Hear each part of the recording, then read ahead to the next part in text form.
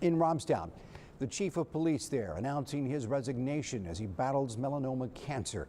Chief Enrique Paredes Jr. making that public announcement on the department's Facebook page today, expressing his gratitude to the community, writing in part, quote, "I want to sincerely thank all those that took any part in carrying the police department forward through the recent historic obstacles that faced us."